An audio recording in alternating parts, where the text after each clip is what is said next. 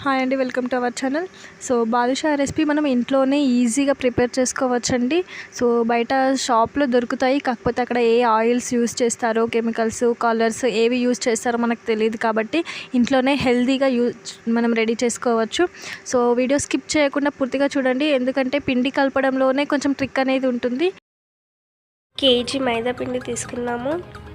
So దాంట్లో కొంచెం water వేసాము. సో దాన్ని బాగా కలుపుతూ ఉండాలి. సో మధ్యలో వాటర్ కన్నా కూడా ఆయిల్ ఎక్కువ యాడ్ చేసుకొని కలపాలి. సో దాన్ని బాగా మెత్తగా కలుపుతూ ఉండాలి. సో కొంచెం కొంచెం వాటర్ అలాగే ఆయిల్ యాడ్ చేసి కలుపుతూ ఉండాలి. సో ప్యాన్కి అనేది ఎక్కడ అంటుకోకుండా క్లీన్గా ఉండాలి. తర్వాత సో కలిపిన తర్వాత సో 2 హ్యాండ్స్తో అలా కలుపుతూ ఉంటే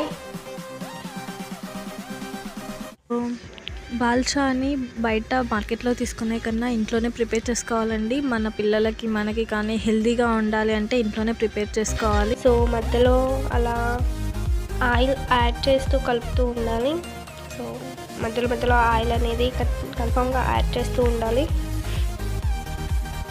బయట మార్కెట్లో ఏవేవో యూజ్ చేస్తూ ఉంటారు కదండి. సో కెమికల్స్ ఏవి వాడతారో, నూనె ఏవి వాడతారో, అలాగే కలర్స్ ఇలా ఏవో ఒకటి యాడ్ చేస్తారన్నమాట. సో అవేమీ లేకుండా మనం ఇంట్లోనే హెల్తీగా ప్రిపేర్ చేసుకోవాలి.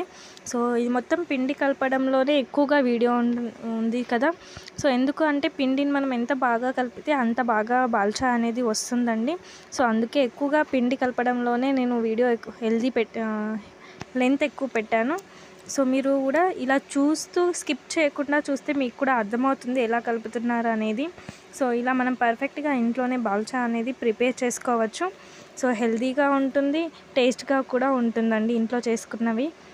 అండ్ ఏదైనా మనం ఓన్గా ప్రిపేర్ చేసుకున్న వాటికి ఎవరైనా మంచి కాంప్లిమెంట్ ఇస్తే అది సాటిస్ఫైడ్గా ఉంటుంది కదా. సో మనకు బాదుషా ఎవరైనా ఇష్టమైన వాళ్ళు కానివ్వండి, లేదంటే ఇంట్లో వాళ్ళకి ఇష్టమైతే ఇలా ఇంట్లోనే ఈజీగా ప్రిపేర్ చేసుకోండి. బాగా గట్టిగా ఎక్కువగా కలపాలి. సో బౌల్కి అతుక్కోకుండా నీట్గా వచ్చేయాలి.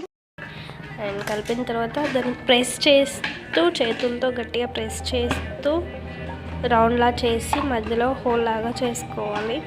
సో బాదుషా ఏ షేప్లో ఉంటాయో సో ఆ షేప్లో అన్నీ ఆ పిండి మొత్తం చేసేసుకోవద్దు, కొన్ని చేసుకుంటూ ఉండాలి. సో ఆయిల్ కూడా సో ఇక్కడ ఆయిల్ పెట్టేసాము. సో ఆయిల్ కూడా ఎక్కువ వేడిగా ఉండొద్దండి. అండ్ ఆ పిండిని అలా తడిబట్టేసి కవర్ చేయాలి, ఎందుకంటే ఆరిపోకుండా ఉండొద్దని.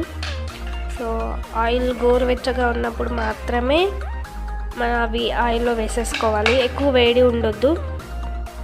సో గోరువెచ్చగా ఉన్నప్పుడే వేసేసుకోవాలి. సో కొన్ని రెడీ అయ్యాయి. సో ఇక్కడ పాకం పెట్టేశాను. సో కేజీ పిండికి నేను హాఫ్ కేజీ షుగర్ తీసుకున్నాము.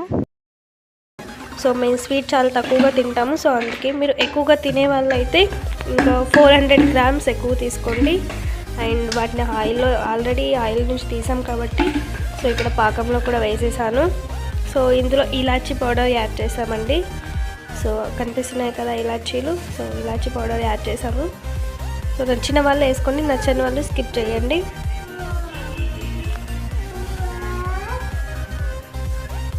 సో ఎక్కువసేపు నాననివ్వద్దు.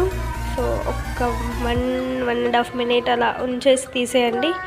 ఎక్కువ నానడం వల్ల అవి బాగా మెత్తగా అయ్యి ఇరిగిపోతాయి. సో అందుకే సో ఇలాచీ పౌడర్ అండి.